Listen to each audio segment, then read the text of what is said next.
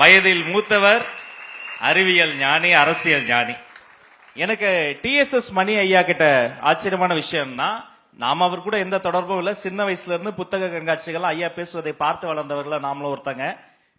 குக்கிராமங்களில் கூட ஒரு கொடி பறக்கிறது, அந்த ஒரு கொடி தமிழக வெற்றி கழகத்தின் கொடி என்று சுட்டி காட்டியவர். இப்படி இந்த தமிழக வெற்றி கழகம் உண்மையிலே கிராமங்கள்லாம் நீங்க பாத்தீங்களா? ஏன் அப்படி சொன்னீங்க? நீங்க ஒரு நடுநிலையாளர், எந்த கட்சி சார்பில் எனக்கு நல்லா தெரியும். அந்த கூற்று என்ன காரணம்? உங்களுடைய பார்வை எப்படி இருக்கு? சில வார்த்தைகள்.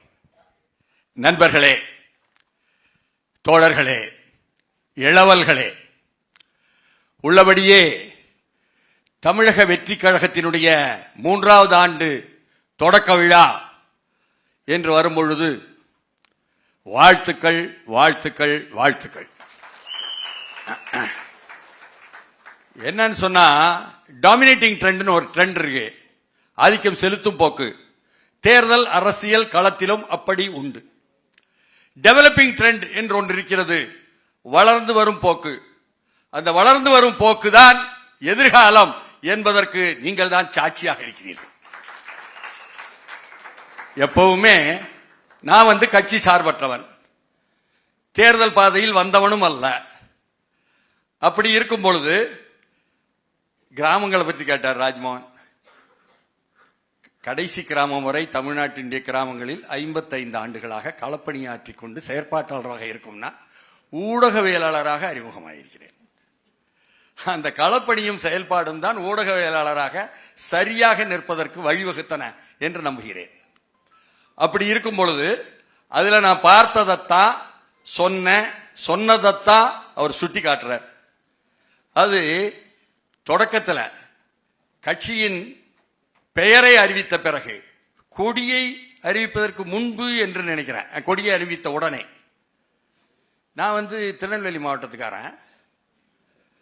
தென்காசியில கடையத்தில் ஒரு கோயிலுக்கு வீட்டில் மற்றவங்களுடன் சேர்ந்து போகும் பொழுது, காட்டுக்குள்ள உள்ள கோயில், அங்க மாதாபுரம்னு ஒரு கிராமத்தை தாண்டோம்.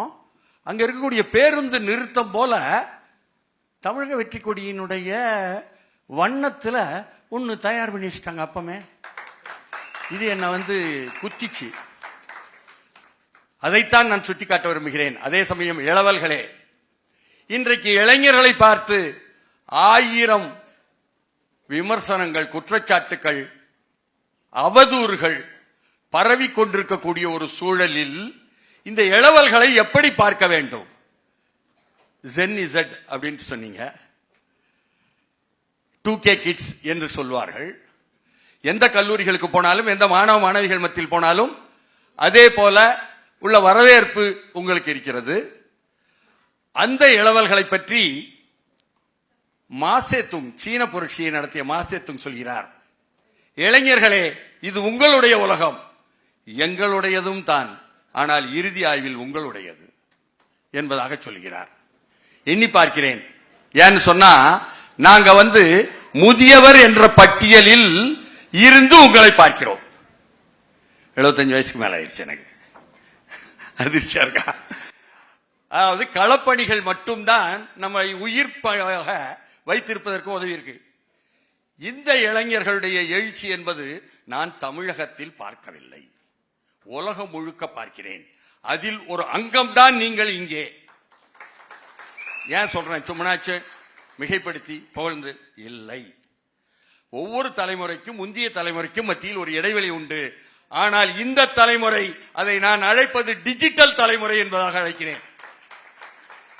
இந்த டிஜிட்டல் தலைமுறை தான் ஜென் இசட், ஜெனரேஷன் இசட் என்று அழைக்கப்படுகிறது. எங்க முதல் முறையா நீங்களாக எழுச்சி பெற்று வந்திருக்கிறீர்களா என்றால் ஒவ்வொன்னா சுட்டிக்காட்ட வேண்டியிருக்கும். 2009 தமிழீழத்தில் சிங்கள பௌத்த பேரினவாத இன அழிப்பு நடந்து கொண்டிருக்கும் பொழுது அங்கே லண்டனிலே பல 10,000 தமிழர்கள், ஈழத் தமிழர்கள் சுற்றி வளைத்து அங்குள்ள நாடாளுமன்றத்தை சுற்றி வளைத்தார்களே, அந்த இளைஞர்கள். 2017 நமது மெரினாவில் ஜல்லிக்கட்டில் எழுந்த தலைமை எடுத்தவர்கள் அந்த இளைஞர்கள்.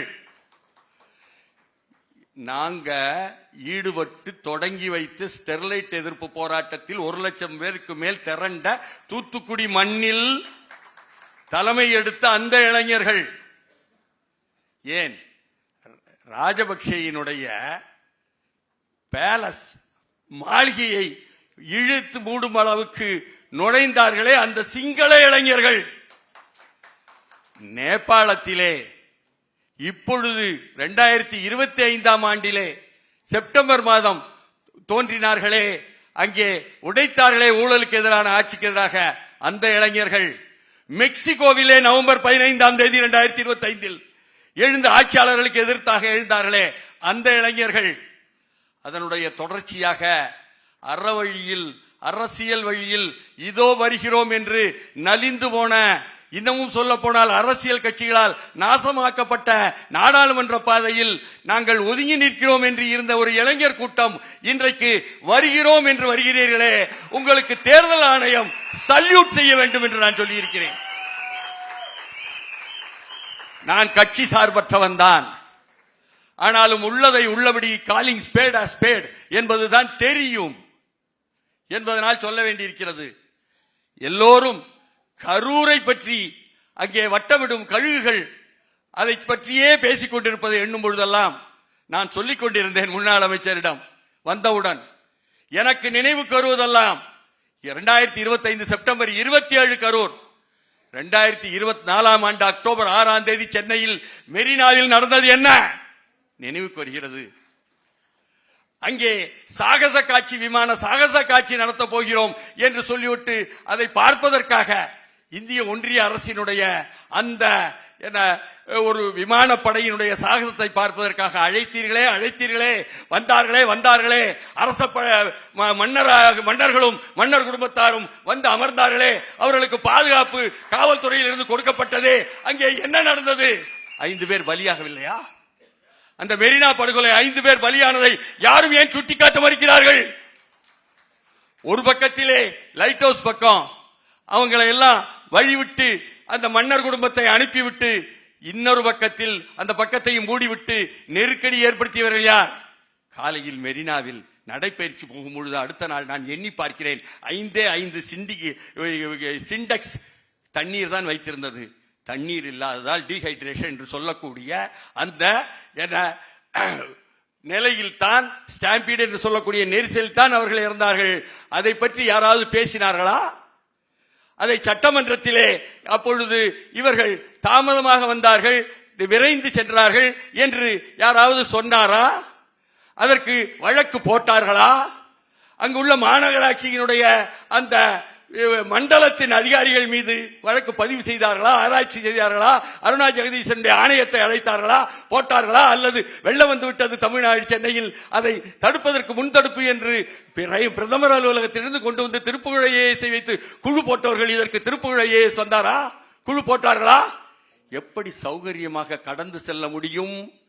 அந்த 5 பேர் கொண்ட பலிக்கு நீங்கள் இப்பொழுது பேசுகிறீர்களே, அந்த எஸ்ஓபி ஒன்று போட்டிருந்தால் நடந்திருக்குமா? கரூர் முன் தடுப்பு உன்னிடம் இல்லையே. அந்த பலியானவர்கள் யாரும் அவர்கள் தமிழர்கள் இல்லையா? தமிழ்நாட்டை சேர்ந்தவர்கள் இல்லையா? தலைநகரிலேயே உங்கள் கண்முன்னாலேயே நடந்தது. கரூரை பற்றி அதிகம் கதைப்பவர்கள் ஏன் அதை பேச மறுக்கிறார்கள்? இவையெல்லாம் எனக்குள் எழுகிறது. அதனால் இங்கு நியாயம் இல்லை, நீதி இல்லை. அந்த நியாயத்தையும் நீதியையும் கொண்டு வரக்கூடிய இளைஞர் படை இதோ வந்திருக்கிறீர்கள் என்பதனால் வாழ்த்துக்கள், வாழ்த்துக்கள், வாழ்த்துக்கள் நிறைவேறுகிறது. நன்றிண்ணா.